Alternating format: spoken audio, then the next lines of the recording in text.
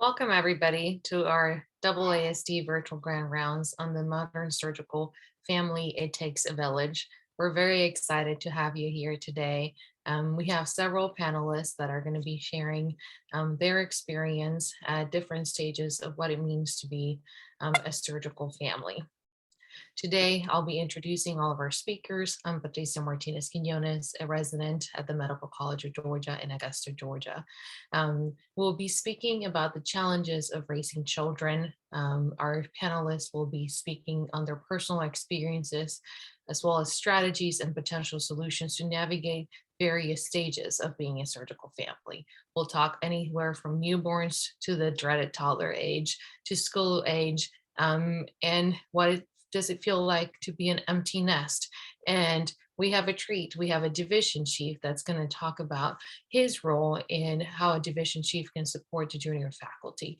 We'll end with a Q&A. So throughout the webinar, if you have any questions, you can type them in the chat box or in the Q&A box, and we will address them at the end of the session. Our first presenter is Dr. Alexandra Brito, who will be speaking on the challenges of raising children. She received her medical degree at the University College Cork, completed her residency at Johns Hopkins Hospital, followed by her internship, followed by her residency at the University of California at San Diego, and her fellowship at Oregon Health Sciences University. She is currently an assistant instructor in trauma surgery at Wake Forest University. Dr. Rachel Warner will speak on her personal experiences at the newborn age. She received her medical degree at Lake Erie College of Osteopathic Medicine, completed her residency at West Virginia University School of Medicine, followed by her fellowship at Wake Forest University School of Medicine, and she is currently an assistant professor at the University of Florida Health in Jacksonville, Florida. And this is a picture of her precious children, who she'll be speaking about. Next up, we'll have Dr. Ryan Dumas, who will be speaking from toddler to school age. He received his medical degree from Indiana University, completed his residency at the University of Texas Southwestern, followed by a fellowship at the University of Pennsylvania. He's currently an assistant professor of surgery at UT Southwestern, where he serves as the Associate Trauma Medical Director for Parkland Memorial Hospital, the Associate Program Director for UT Southwestern, and he serves as our AASD Associate Membership Council Vice Chair. Dr. Jason Butler will speak on his experience with older children. He received his medical degree from Louisiana State University, Shreveport, completed his residency at the Naval Medical Center in San Diego, and he's currently an assistant professor of surgery at the Uniformed Services University for the Health Sciences. And he serves currently in our Associate Membership Committee, Scholarship, and Development Counselor. And lastly, we have Dr. Oscar Guillamondegui, who will speak on his role as a division chief. He obtained his medical degree at the University of Texas Medical Branch, completed his residency at Oklahoma University, followed by fellowship at the University of Pennsylvania. He currently serves as professor and chief of the Division of Acute Care Surgery at Vanderbilt. He is the director for Vanderbilt Multidisciplinary Traumatic Brain Injury Clinic and the Carol N. Gavin Directorship in Trauma and Surgical Critical Care. We will continue now with Dr. Brito's presentation.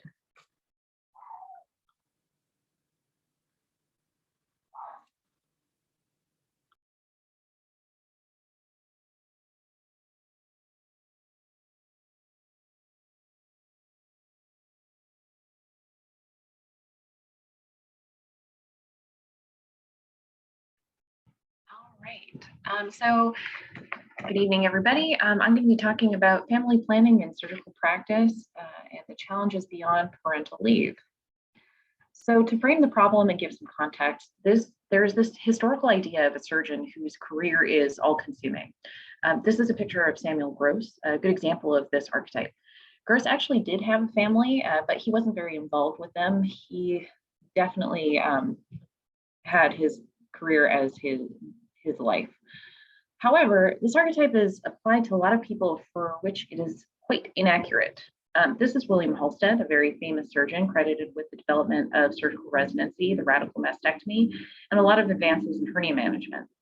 He's often pictured as a very serious surgeon who prioritized work. However, he only showed up for work about half of the year. He had a lot of hobbies, a farm, a wife, a mistress, and a pretty bad cocaine habit.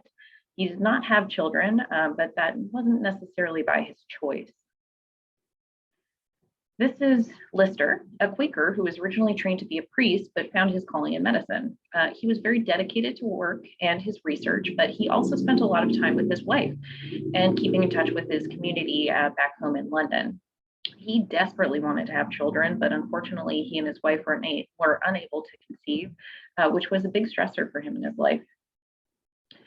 This is Mary Edwards Walker, the first female surgeon. She was married to another physician, not a surgeon, but was divorced after her husband was unfaithful. She was speculated to subsequently have a relationship with a woman, but she was never again publicly involved in relationships. She really molded herself visually into this archetypal picture of a proper surgeon, partly by dressing well outside the gender acceptable garments of the time. She's unfortunately more famous for wearing pants than for being a war hero. She cared for patients on the front lines, first as a nurse, while she fought to have her surgical training recognized despite her gender, and was at one point captured and held as a prisoner of war. She won the Medal of Honor, but had it revoked as she was retrospectively found not to be a candidate because of her gender. Although she at least publicly did not pursue family life, she was active in politics and fought for suffrage.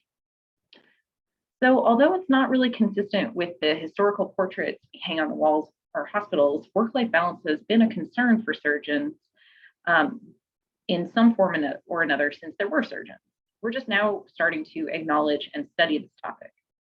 So in 2018, a survey of ACS members examined the relationship between career satisfaction and work-life balance. Women had overall lower career satisfaction, but the relationship between career satisfaction and personal life factors was consistent between genders. So this table, very small writing, shows some of the factors they examined, which include things like parental leave, on-site childcare, and the effects of having children on career trajectory. So the decision to make a family can raise many challenges for surgeons, and these challenges are different for different individuals. For example, there are significant gender disparities when it comes to family responsibility and career concerns.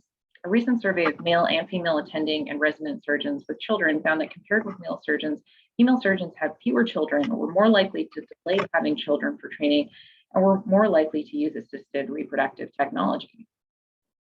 A study out of Stanford surveyed surgical trainees and found that female trainees were more concerned about the negative impact of having children and taking maternity leave on their professional reputation and career.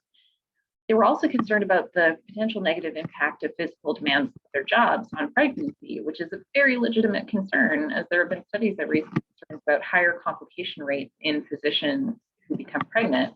And these survey respondents were also more likely to be the primary caregivers for their children on weeknights and require weekday childcare from a non-parent. So looking at partnerships, a pre-COVID survey of EAST members reported that 9% of female surgeons and 4% of males were divorced. 19% of female surgeons and 4% of male surgeons were never married, and 48% of female surgeons compared to 13% of male surgeons did not have children. So after the decision to have a family and the pregnancy process, generally comes the issue of parental leave. As there's previously been a grand round specifically on this topic, we're not going to go into the complex issues around parental leave, but what we haven't really talked about is what really isn't talked about as much is what happens when you come back from leave. So we're going to look at this in the same way we look at child development in stages. So I'm going to go over some of the things mostly about early stages of development because there's not a lot of data on the later stages. We're going to rely mostly on our resident experts in these areas. So one big issue that affects children's development, health, and well-being, as well as the well-being of parents, is breastfeeding.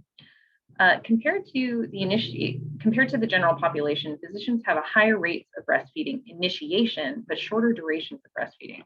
Breastfeeding surgeons experience challenges at work related to inadequate parental leave, lack of access to lactation facilities, insufficient time, and suboptimal support from colleagues. Lactation facilities seem to be becoming more widely available, which is great, but they're not set up or appropriately set up everywhere. If you're trying to set this up or improve access to lactation rooms at your facility, you want to consider cleanliness, accessibility, and availability. The necessary features that you should have physically within these rooms are at the minimum a sink, a refrigerator, electrical outlets, seating, and tables. So wearable pumps are a relatively recent advancement in breast pump technology, but they are already endorsed by the American Society of Anesthesiologists and the Association of Women Surgeons. In terms of sterility, wearing a breast pump is similar to wearing an insulin pump. There is no support that these things threaten to contaminate the sterile field and can be worn during operative cases. They do, however, make some noise and some flash, like little flashing lights, a feature I don't particularly understand the utility of. So people generally know that you are wearing a pump. This can be an issue depending on personal comfort as well as the culture of an institution. So there are also time and financial implications for lactation. One approach is RVU target adjustments that can be made individually for expected time loss, similar to adjusting annual targets for parental leave, which is one example that one of our panelists brought up. Specific time requirement is probably somewhere around 30 minutes every 3 to 4 hours on average. The UCSF radiology program has an interesting system where they credit breastfeeding or lactating clinicians with RVUs for one lactation hold per half day of clinic. So this protects a 30-minute block of time for breastfeeding or pumping and is reimbursed at 1.5 RVUs. So moving along the developmental timeline, when you reach the toddler or young child stage, one of the biggest concerns is childcare. So some common resources people use for this are family members, daycares, nannies, and au pairs. These each have their particulars and limitations. Using family members requires having family members that are capable of minding children in proximity to where you live and having a relationship with those people that is conducive to amicably dealing with them on a regular basis. Daycares can be very expensive. They have limited hours that don't necessarily line up with surgeon schedules. And with COVID, there have been additional issues with shutdowns owing to regional regulations, as well as recurrent shutdowns for exposures and illness in the attending children. There are some hospital institutions that provide daycare services, but unfortunately, many of these are subject to the same limitations. Nannies can be hired directly or through agencies, many of which have expensive finder's fees. Over the past few years, people have started to include COVID testing and vaccination into their hiring requirements. And one benefit of agencies is that a lot of them now require employees and employers to fill out COVID attitude surveys to ensure that there's a good match between the nanny and the family. Au pairs are another option for in-home care. So for those of you who may not be familiar with this term, these are international students on a work-study program where they can do childcare for up to 10 hours per day. The employer provides room and board, plus up to 75% of normal child care rates, so 75% being the maximum based on the rules of the program. An agency is required for this to arrange the visas that the au pairs need. So with travel restrictions due to COVID, a lot of people had given up on this, but there actually are exemptions to be aware of for visas where parents who provide care for COVID patients, which really applies to most people listening to this webinar right now, are exempt from a lot of these restrictions. So if you can prove that you care for COVID patients, you can still get a visa for an au pair to come and take care of the kids. And then emergency coverage is another issue that is quite different between institutions, but there are some online resources such as care.com and similar sites specific to hospitals and other institutions. And again, the availability and price of these varies. And unfortunately, still a lot of the time it requires a parent coming home. So this is really something to work on in terms of institutional policies and a culture for coverage between partners. So beyond this, the literature is pretty spotty. It's helpful some of these gaps while we wait for the research to catch up with our realities. I'll hand it over to our resident expert in family.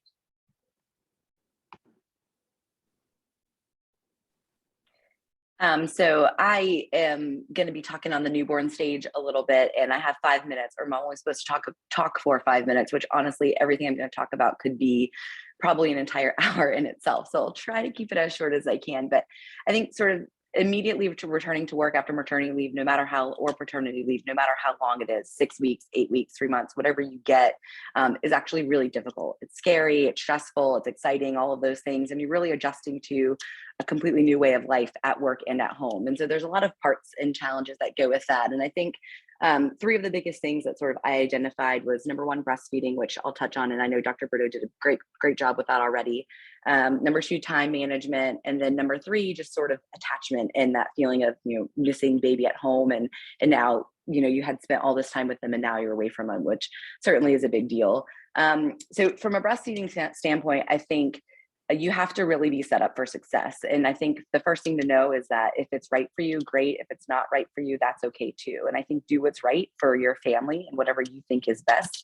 I know for me personally, I went back and I found myself pumping in a call room, in between cases, trying to answer pages and eat my lunch and write notes all at the same time, storing my breast milk in a refrigerator in that resident call room, which again, none of that was really set up for success. And I kind of pretty quickly realized, like, this isn't going to work for me. It's too stressful and it's really not sustainable. And so I, quit within a month of going back to work after my first child. And then decided with my second one, it really I wasn't even going to try.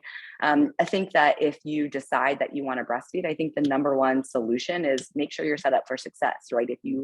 If you don't have a place that's appropriate, then ask your department to make a place that's appropriate, right? You're going to be on leave for a little while, and there's plenty of time, and certainly 9 months of pregnancy to figure that out, and for the department to help you. And so I think make sure that you're in a room that isn't a bathroom, isn't a call room. Make sure that you have, you don't have a refrigerator. Ask your department to buy your refrigerator to put in your office. So all of those things, sort of setting yourself up for success and making sure that your journey, whatever it's going to be sustainable. And then, like Dr. Brito said, wearable breast pumps, I think, are a huge game changer. And there's already been several studies on this showing that it really extends the time that physicians and surgeons especially are able to continue breastfeeding when they go back. And they're pretty quick. So the time of having to sit in one place stationary for 30 minutes and pump is sort of taken out of that. It takes 2 minutes. You put them on, you can round, you can be in the OR, you can be in clinic, you can be giving a resident or med student lecture, and then you take them off. And that is really, I think, a big game changer. And they're a little bit more expensive than sort of your run-of-the-mill pumps, but certainly they're worth it. And I think they come with, some of them, I think LV and Willow are the 2 big name brands if you don't know about them. And a lot of them come with sort of healthcare discounts. And so certainly an option to think about if that's the journey that's sort of right for you. Secondly, I think talking about time management, right? So your time management is completely different now, different at work, different at home.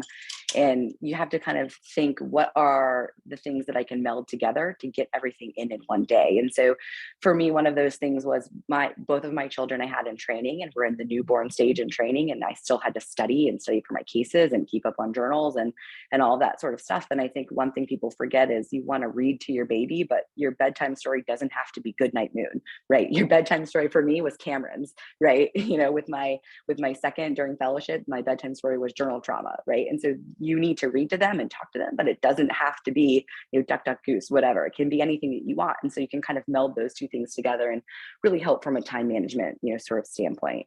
And I'm probably over my 5 minutes already, but sort of lastly, just attachment and missing baby. I think we all have this feeling when we go back, like, are we there enough? Are we going to see them enough? And we go from, being with them maybe 6 weeks, 8 weeks, 24/7, and you might go back and be, on call for 24 hours or be working for 7 days in a row. I know for me, my very first day back from maternity leave with my first was a 24-hour call. And I was like, I haven't been away from this baby for more than an hour, and I'm going into a 24-hour call. How am I going to do this? And I think that one thing that really helped me out is having a really supportive partner, but partner, childcare provider, anybody who can actually bring baby up to hospital. I know things have changed with COVID a little bit, but even 5 minutes in the parking lot, right? Like, your partner brings you coffee, you snuggle the baby for 5 minutes, and then you go back to that level 1 trauma. And I think even just that 5 minutes is really helpful for your peace of mind, and you get to see baby.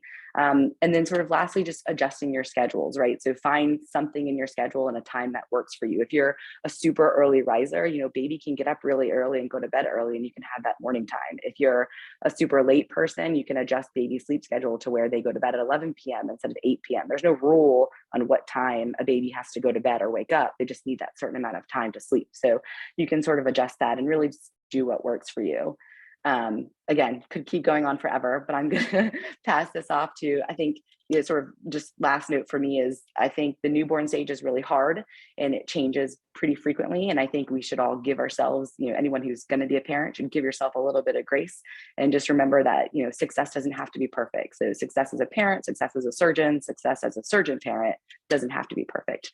And then you get into the toddler stage and life is way different. So I'll pass this over. Yeah, thanks, Dr. Warner. So actually, for those of you who don't know me or haven't heard my voice before, it's actually really different today because I'm battling daycare rhinorrhea, and that has morphed into a pretty gnarly sore throat. So, and honestly, that has probably been one of the kind of most, I kept hearing it, but it's been one of the most lifestyle altering things of having a toddler. And my daughter, bless her heart, she's an aggressive professional thumbsucker. So I feel like every week she brings home something new, and it's darn cute watching her suck her thumb, although now it's getting a little bit old, but and it's a real thing because it impacts her life, it impacts her routine, and obviously impacts our lives as well.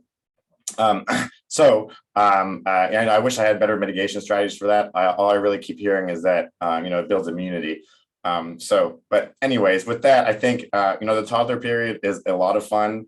There's a lot of ups and downs, and emotional and gaining independence. I'm not really going to talk to you guys about how to raise a child. This is really more meant to be practical for, as surgeons, how can we incorporate our work and our work-life balance with our toddlers. And I think the school age, everybody tells me it gets easier. So we're going to spend the most of the time talking about toddlers. But I do have some parenting tips if you guys are interested in potty training tips, and having just gone through that whole process, which was quite an adventure. I think the most important thing is childcare. And obviously that comes in all different kinds of flavors. And I understand different resources too, right? So for the trainees on the line, that's going to look very different. Dr. Warner had her children in training, that looks very different. I had my children as an attending. And so obviously the resources are different there. But whether it comes in the form of parents, a daycare, a nanny, an au pair, I think the most important thing is having a backup. Just like with trauma surgeons have backups, you need to have childcare backups. So in case there's a hole in your schedule, if the nanny is unavailable, if there's your child is sick and can't go to school. So you need to have backups for yourself, obviously, but also for your child. So, we have a nanny, and obviously that's she's a big part of our lives. And it's very convenient, but obviously it has an associated cost. So with that, find out what resources your institution has. A lot of institutions have an affiliated daycare. I actually just recently found out we have a parents returning back to work transition program.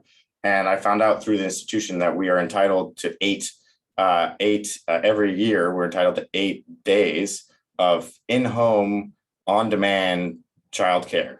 And it's like I can the day of or night of, if I know, or night before, excuse me, and get a nanny in the house, verified background. And I just found this out really a few weeks ago, because I recently had a second child, and I was learning about this after I came back from my paternity leave. Really coordinate your childcare as best you can. And then with that, coordinate your calendars, right? So use an electronic calendar, put all your clinical shifts in there, coordinate with your partner, and coordinate with colors and different tasks and put in work clinical shifts, but then put in non-clinical shifts as well, right? And one thing back up just to comment about the institutional resources too, use your sick days and vacation time. we're all, I think probably everybody in this call probably has never missed a day of work, right? Or almost, right? It's because like as residents, as trainees, you show up to work, right? And so, but I think really don't be afraid to use that pool, because very quickly you'll see, especially as an attending, you'll start accruing a large amount of time off. Finally, to some practical things about being with your children, and I know I want to avoid cliches, but of course, being evidence-based, I crowdsourced from Twitter some opinions, and it's a lot of fun to actually tweet about this kind of stuff, because it's kind of you see the network of parents that are out there, and in our specifically in our community. So one of the pervasive themes was quality over quantity, right? And so with that comes like being present. So, and that's something that admittedly, as a new father, like I'm really working with, and I definitely still struggle with. I think I do a good job about not bringing work home. But the problem is that with our phones these days and texts or emails, it's really easy to very quickly get kind of sucked back in, even though you didn't have any intention of doing so. So, that was certainly a very prevailing theme about being present and then the quality over the quantity. And then, a lot of people also mentioned too, find that one special thing, right? So if that's books, for me right now, it's singing songs, even though I'm a terrible singer. And I literally sing the same 4 or 5 songs to my daughter every single day or every single night that I'm there. And she never once complained. But find that thing that, you can do and that becomes your thing. And one piece of advice that I really liked too was sometimes I definitely feel the need, like when I'm like have one-on-one time, to like do something big, or like go to the zoo, or like do like plan an activity. Like it's okay just to hang out and just chill. And don't always feel that need, especially as surgeons. Like I feel like we have this need to do stuff and like have an activity. And so I think being able to just kind of relax with them, and I think that, and then that kind of leads into the ability to be present, which then kind of builds on the the quantity over quality. The last thing, which I really liked, incorporate them into your work, right? So what that means is like bring them to the call room, show them where you work, show them the empty trauma bay, right? So it's, we probably all did, daddy or daughter, take your daughter to, or daddy, or take your daughter or son, to work day. I certainly remember doing that. And then nowadays too, like with modern technology, use FaceTime liberally when you're on call. And the one thing too that I always try to do is, bring home something from every conference you go to. So that's all my advice for school-aged children. I'm just entering that phase. I got to tell you, the best thing to do is meet parents that ideally aren't in medicine, because then they're new friends, but meet parents who have been there before and can tell you the ins and outs. Because I'm telling you, the parents know the good schools, the bad schools, the gossip, and that I found that to be remarkably eye-opening. And then obviously, familiarize with yourself with the school districts before you purchase a home, ideally, if that's the long-term plan. And then with that, I think Dr. Butler, I'll turn it over to you. Thanks, Ryan. A lot of what Ryan said still, I think, carries over. I have 3 kids. My oldest is 14, and I have a 12-year-old and a 10-year-old. I had my first 2 kids late part of medical school, and then my daughter in an internship. So I've had to go through some of what Rachel and Ryan went through, mostly during residency. And then I had a little break in there because I'm in the Navy, so I was a ship doctor for 3 years after internship before I went back to residency. So I did have a little bit of downtime, minus the deployment in there. But first I just want to say that I'm honored to be here to share my experience with my journey. But I think just like anybody else here would say, I'm definitely not an expert on any of this. I kind of think parenting is a lot like being a perpetual resident. You spend a lot of time wondering, am I doing this right? You lose a lot of sleep for various reasons. You drink a lot of coffee so that you can function. And then you read literature or ask a mentor, when you have a question about something. The difference between being a parent and being a resident is you're never ready to graduate and enter solo practice, and just like the title of our grand round says, it takes a village. And so, some of the issues I've faced with, the younger, so like, I say younger, but the preteen, teen years, which I'm sure Dr. Guillamondegui can comment on, having kids who are a little later teenage years. The biggest things I think are your time and schedule commitments. Your kids want to be in clubs, they want to play sports, they need social interactions to grow, to become independent, and learn how to work with other people.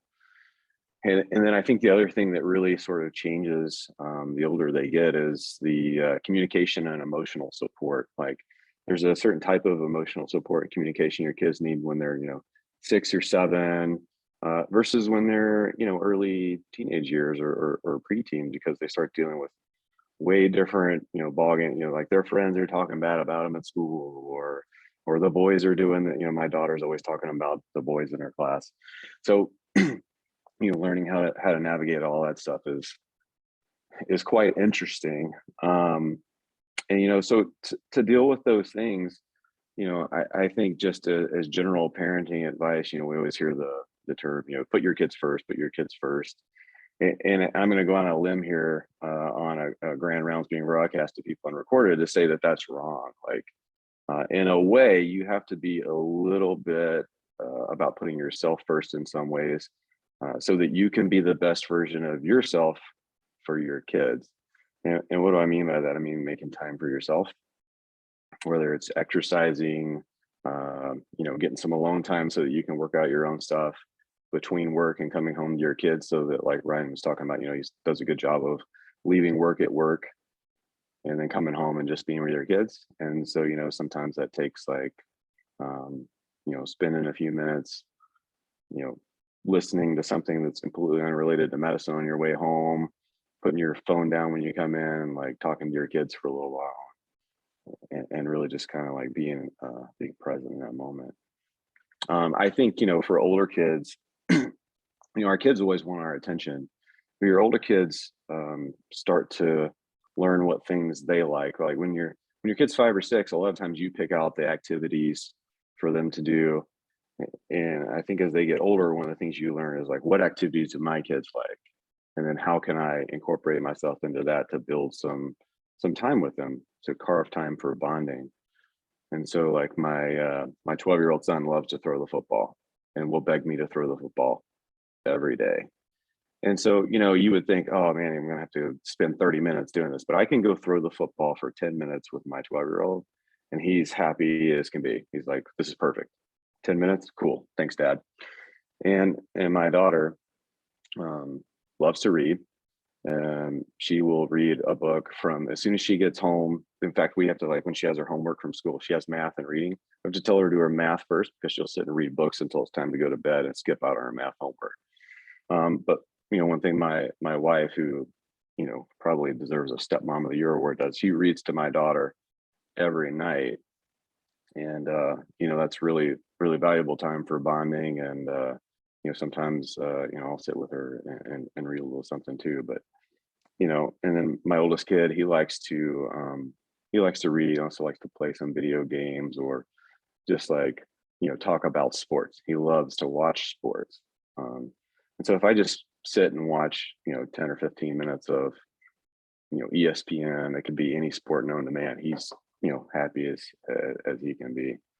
And I think the when they get to this age, just learning how to talk, and not just talk but listen to your kids, really builds that time where you can bond with them and be a good present parent for them. And then sort of building on managing the work-life balance. I think a big thing is learning when to say no at work, which is really difficult when you're a junior and you're trying to, like, progress, advance. For me, as a military surgeon, I don't promote to the next pay grade if I don't do X, Y, and Z, or have leadership positions.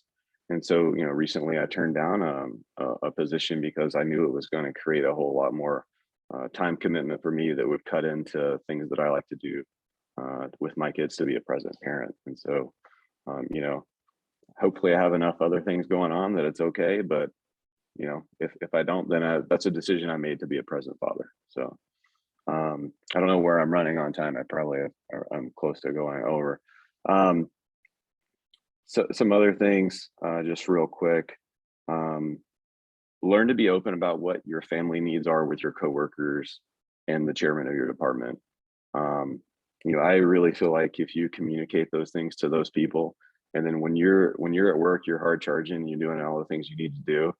Um, you know, especially the other parents in your practice group will really gather around you and form that village that, you help me out, I help you out, and we all try to work together to do the best things we can for our kids, because those people understand. And then getting help for menial things in your life, like, at the point where, not during residency, I couldn't afford these things when I residency, but you can get someone to clean your house. If you have animals, you can get someone to walk your dog. I think that's important for, like, Rachel, your kid's age, Ryan, your kid's age. There's a certain point when your kids are teenagers where I think maybe you back off of the house cleaner and you make your kids do some of those things because they need to learn how to, have life skills. Like my parents taught me when I was a kid. But get help for those things without sacrificing a chance to teach your kids life skills. And it's also an opportunity to talk, like sit down and fold the clothes with your kids. You'd be surprised at like what kind of things come up in conversation. Like Rachel said, she could talk for an hour on all the things that go with her. Like, you could do the same thing for these preteen and teenage kids, but I think I've probably either run over time or I'm close. So I'll stop. I think Dr. Guillamondegui is next. We'll turn it over to Dr. Guillamondegui. Well, this is it's been a really interesting conversation. I keep going in and out of Zoom because I'm in the middle of a track for my daughter, who's running track as a teenager and being recruited by major colleges for D1 running. So I've got to be here doing my life balance, which is the volunteer working the concession stand tonight as soon as this is over. So it never stops. But first and foremost, every single person that's been on this call has lived some aspect of the life that I have now. Unfortunately, now I'm at the point where I have to be that person for all the other 13 members of my division. And these are the common theme throughout all of this that I've heard today so far is communication. And at every level of what you're doing, that communication is extremely important. That's number one. So being honest with both yourself and your spouse and your work family and your children at every level is the most important thing you can do. When I was junior faculty and my children were very young, I would eat myself up internally because I needed to do stuff until 6 p.m. But we usually got off around 4:30. And if I wasn't home at exactly 4:30, I felt like my wife was going to kill me. And it turns out all I had to do was talk to her a little bit. She's like, no, I've never expected that. So it was all an expectations problem that I had put on myself to be that, thinking I had to get that next paper done or the next research thing or the next mentorship thing or the whatever. And the fact is that as long as there's a communication aspect to your relationships, to your partners, to your boss, a lot of those things that you heap on yourself will go away as long as you're honest and talk about them. Number two, a successful work-life balance does not mean no work all life. It means an honest approach to work and working hard when you're doing work, and an honest approach to life when you're outside of work, not doing work. And that you have to comprehend, because you've got to do the work.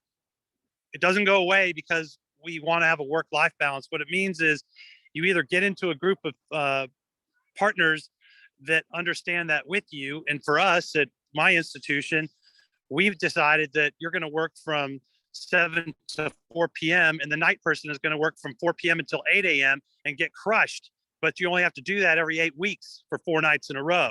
So my wife knows the 4 nights every 8 weeks that I'm not going to be home at night, that she needs to get somebody to pick up my son at basketball, soccer, track, or swimming, and my daughter at swimming and track, but now she can drive, so that's kind of lifted off her head.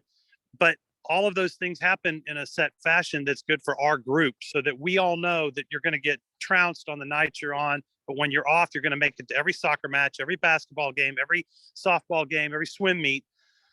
And that's really important. And it's important for me to give my team that aspect of a job description. And the secondary part of that, when you look at how I think about each one of my members of my team, which I consider to be my friends and part of my family, we set expectations at the time of their being hired of what their role is going to be. And I have an org chart that has a depth that goes to where I think and where you think as a junior faculty you want to be. I don't necessarily say in 5 years or 10 years, because those roadmaps are really can be thrown out the window once you get working on them. The thing that you need to keep in mind is be realistic about what that roadmap is. And if you want to be the chairman of surgery somewhere, your roadmap is going to look a completely different way than mine did when I started, because you got to be ready to be a chair at age 45 or 48 today. They don't want 55 to 60-year-old chairs. They want 45 to 50-year-old chairs, which means you have to have RO1 grants. You've got to have some other financial support. You've got to have national cred at a level that most people don't see if they got started a little later, or if they have a competing interest. So you have to be aware of that when you're going into your job search or into your next job after your search, because those are the things that are going to be hindered by the relationship you have with the rest of your partners and your institution and all those things. So I put together what is best for my team. If you want to do education, I've got an education group. If you want to be a clinical powerhouse, we've got 2 or 3 clinical powerhouses that are just going to sit around all day, just grinding it out and let some of the other guys do their research. I've got a research track that if you're going to do that, I'm going to carve out 50% of your time to do that through other kind of creative ways. But in doing so, I'm going to put my people in the perfect place for them to get their careers going, while at the same time maintaining all of the aspects around what makes them successful at work, which is a successful, content home life. When it comes to the different ages of children, my daughter's 16. She doesn't want to see me. I mean, she'll talk to me, but she does not want to see me. It's not like, hey, it's Oscar time with Bella. She could care less about that right now. She's got school. She's got her ACTs, her SATs, her college recruitment, all that stuff. But every once in a while, and it's very rare at this point in time because she's 16, she'll sit down and be open and honest with me. And in those moments, I just grab them. And they may only be 3 minutes, but I'm going to sit there and take it for all it's worth. Your children are incredibly brilliant people, and they need to be looked at that way. And I treat them like they want to be treated, which is as the smart, wonderful kids they are, but I give them all the time they want. Now, my 12-year-old breaks down every time I have to drop him off at swim practice and doesn't want to go swimming. I don't say, okay, well, then we're not going swimming. I say, if you want to stop swimming, you have to go and tell the coach that you're going to quit swimming. And then he gets out of the car and goes and swims. And when I pick him up after swim practice, he is happy and joyful and enjoyed it. Great job, Alden. And sorry, one of the girls that ran against my daughter last night. But the other thing is, my wife works full job, more hours than I do, I think, most of the time. We split everything equal, except I do almost all the cooking because that's my time to kind of decompress at the end of the day. So no matter what else is happening, when I get in the kitchen and I start cooking away, that's when all of those things that kind of weighed me down over the course of the day and into thinking about the next day, that's my time. So I do most of the cooking in our house, and I don't do enough exercise. I wish I did more. But if I had all my wishes fulfilled, I'd have a lot of nickels in a big jar somewhere, and I stopped worrying about that. Now, what's most important and what I think most of us need to think about, and I said it in the career talk, is be honest and open and truthful about what your arc is and where you want to be at the end of this. If you get full enjoyment out of just seeing patients and talking to patients and taking care of patients, then you shouldn't be thinking, I also need to be the chair of surgery or the chief of a division. And sometimes not thinking about that puts you in the right place to be that down the road, because you alleviated all those angst-ridden moments for what's really important, which is doing the things that you love. If you do those, most of the things that you need to have happen, I know it sounds cliche, will fall into line over time.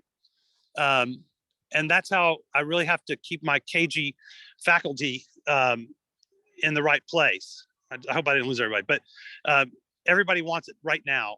And I have to get them to just chomp on the bit and say, it's not going to be right now. It's going to be in a couple of years, and it's okay. Not everybody gets it today, but if you do the work and you do it well, you'll be rewarded. And my goal every day is to no longer sit on a podium somewhere or be the person that's going to the next meeting to glad hand. Is to give that to the people that need it when they're young so they can be recognized and noticed. And I'll take a back seat because my success is all of my junior faculty's success. And I think that's what Pat Riley instilled in me 20 years ago, and I still hold that true today. So I grab my med students, my residents, my fellows, and my faculty, and I make them go and get on the stage now instead of me, and I will promote them the best way I can. Now, the interesting fact, and the last point I'm going to make, you have those people that don't really ever want to get noticed, but when you look at them locally in the institution, and I have many of them, most importantly, is Shannon Eastham. She runs all of our medical school stuff. She does all the residency stuff. She's a master clinical teacher, and yet there's not a single person outside of our institution that knows her except for her friends. So when it came time for her to become an associate professor, my job was to call all of my friends out in the world and say, write a letter for this wonderful educator that without her, she's also our best surgeon in the entire group, and I'll put her up against anybody else in the group except me. And I will tell you that those letters of recommendation are going to happen because those people know me and they know what I'm asking for. And then it's going to come back on me when their faculty that are internal that don't get that national cred, that don't get that research cred, need to be promoted. They're going to get it. And that's because we do have to promote those people that are hardworking that don't get there in that regard, but they are such a vital part of our institution. And so you don't all have to, everybody doesn't have to be the next quadruple threat. I think that's almost impossible today, but you can be a single threat or a double threat and still get where you need to be. And that's if you have a good boss that's promoting you and not themselves, which I think is another critical aspect of the next job that you take. And I'll leave it at that. Thank you so much to all the speakers, and thank you, Dr. Guillamondegui, for all of those pearls. The first question that we have for the audience actually speaks specifically to what Dr. Guillamondegui was just talking about as far as managing a division and the strengths of various people. And the question speaks to what kind of help or support can non-parent partners give to those partners who have parents and vice versa? So a partner that's not working, is that what you're saying? Like a partner that does not have children versus those who do. Okay, so that's a really important thing that you have to bring up, because so that's a great question. And the reason for that is just because they don't have children or a partner, if they're single or they have no children, they're just as important and get just as much time, and they get just as much value in that time as those that do have kids, which means every Christmas doesn't, or whatever super holiday that you value, doesn't get covered by the old guy that's already got all his kids out of the house, or the individual that's solo all the time, because they have family, they have friends, they have other things they want to do. So making sure that you value every one of your individual partners for the same reasons that you need to be valued, which is the personal and the private aspects of their lives on top of everything else, is really important. I can't say that enough. Yeah, and I think going back to kind of the idea of the culture of coverage, I mean, that's not just among, partners that are parents. I think it's non-parent partners too, because those partners, they have doctor's appointments, they get sick, their family gets sick, they have to run and take their dog to the vet. All of those things are just as important as my kid needing to come home from daycare. And so I really try, again, I'm new at the whole attending thing. It's sort of within my first year, but I still think, I want to cover for them to do whatever it is they need to do and whatever comes up, just as I would expect or hope that they would cover for me if I had an emergency. So I think we all have to remember that, life happens to everybody, and everybody deserves just as much time and holidays and all those things as everybody else. And so I think those are all really good points. Dr. Guillamondegui, you're being challenged for the launch session Cookoff by Dr. Jeff Opperman. So maybe that's a great way for, and Dr. Dumas says he's in as well. So we would have a fantastic follow-up for Surgical Life work-life integration at the next WASD meeting. And speaking about work-life integration, traditionally we've talked about this dichotomy between work-life and life that can sometimes lead us, as Dr. Brito mentioned, this self-destructive path where there's a lot of frustration and disappointment because we can't meet the demands of one or the other, versus the newer concept, more inclusive work-life integration that we've been speaking about, that a lot of it has kind of erupted thanks to social media and openness. So this is an open question to all of our panelists. How has you seen the impact of technology and culture change your view of work-life integration?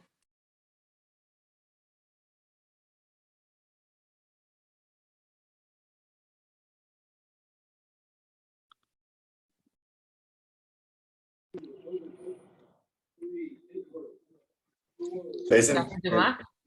Yeah, can you? I don't hear their question one more time. So, How have you seen, so for instance, like examples of how technology has made your work-life integration better? You know, we do dread the EMR and how we're constantly getting the emails while we're at home, but have you seen ways how it's actually helped you fulfill both your work life as well as your personal life and integrating them together? I think, Yeah, go ahead, Jason. I was the only thing I was going to say is that for me, you know, I can access the EMR from home, and you know, we talk about keeping work out of the house, but for me, sometimes it is helpful because I can, you know, I had like on a day that I have clinic and clinic's running late, and I want to get home to do something with my kids by a certain time or cook dinner. You know, I've got 2 notes left to finish. You know, and they won't take me but, you know, 20 minutes total to do all that, but 20 minutes is the difference of being in traffic for 20 minutes versus being in traffic for an hour. I'm going to leave, and then after my kids go to bed, I'll sit down, I'll bang out those 20 minutes of notes, and then, you know, my wife and I can relax after that. So I would say that's one thing.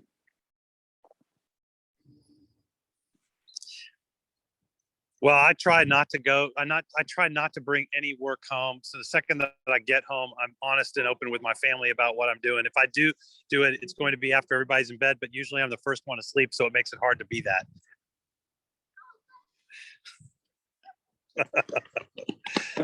Honestly, I think actually social media does a good job reminding me about, like, you know, work-life balance.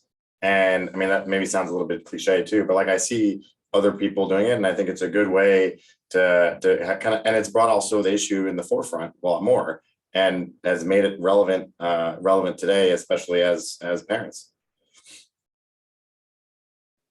And also, I think Zoom meetings, right? Like maybe you have a division meeting at 3 p.m. and normally you'd have to kind of hang out till 3 p.m. But you know, it's on Zoom. So maybe you can leave a little bit early and do your meeting on Zoom while you're driving to pick your kid up from school that day, right? Because you finished whatever else you had going on. So I think that's a big advantage. The whole, instead of hanging out to sit around for a meeting, you can just do it virtually. You can do it from home. You can do it from your car. You can do it, you know, to get that, even if it's just an extra hour in, to be able to be there to pick up for school or be at the track meet or, you know, the t-ball game or whatever it is.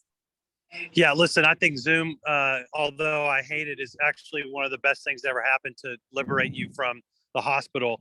And the older leadership, senior leadership of our institution tried to get everybody back in the room for Eminem, which is a 6:30 meeting. And it was almost total anarchy because honestly, I watched one of the vascular surgeons running on his treadmill during the Eminem, which I find quite fascinating because he's not good at it. But it's still pretty amazing that you can get a bunch of stuff done while still being on Zoom and still being present. And I think that has changed everything. And yeah, we make all of our meetings not necessarily mandatory to be in person as long as we can get the work done.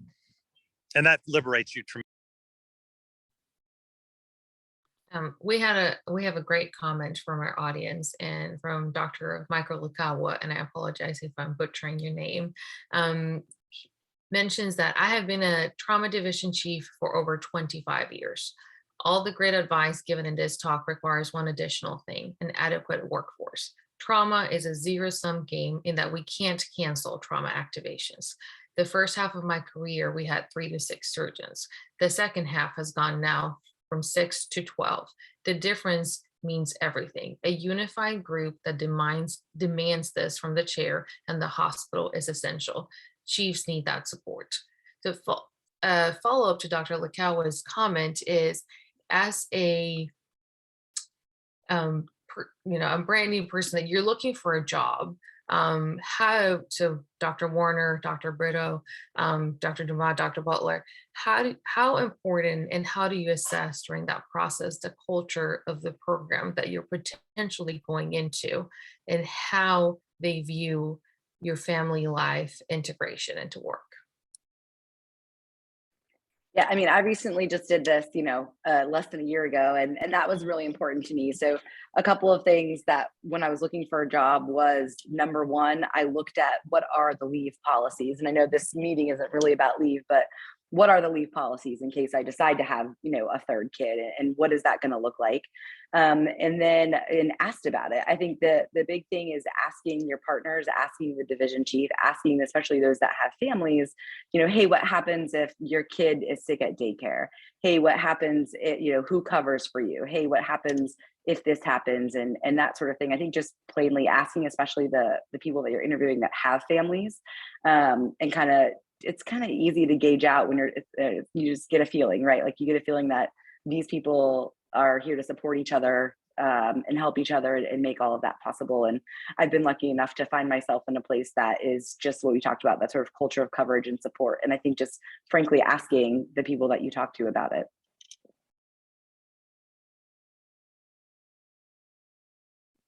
I don't have really much to add to this. I get told where to practice by the Navy, so.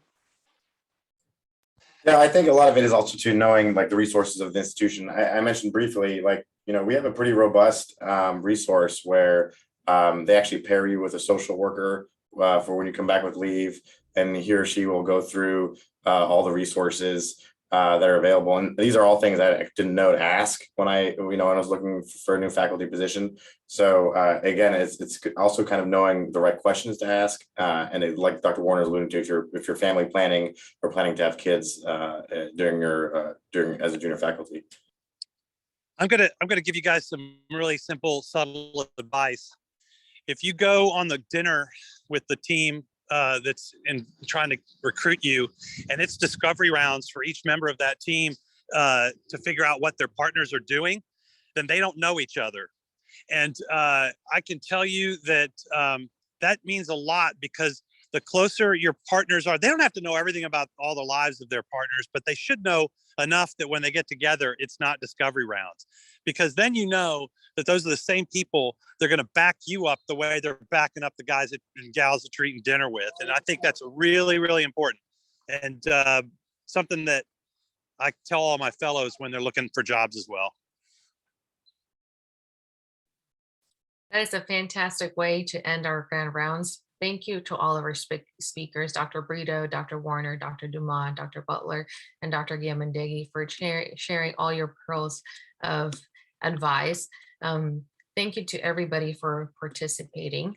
I'd like to remind you to please turn in your signing sheets to the AASD office by this Friday, April 22nd, for if you want to get CME, as well as join us for our next grand round, which is going to be Wednesday, May 18th. Thank you, everybody, for participating. Now, the discussion does not have to end now or tonight.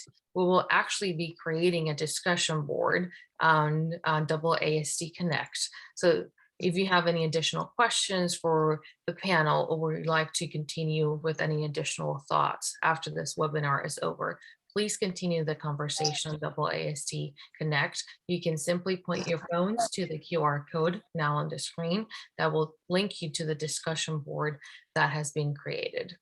Thank you again, everybody, for joining, and I hope you have a good night. It was a pure honor. Thank you very much.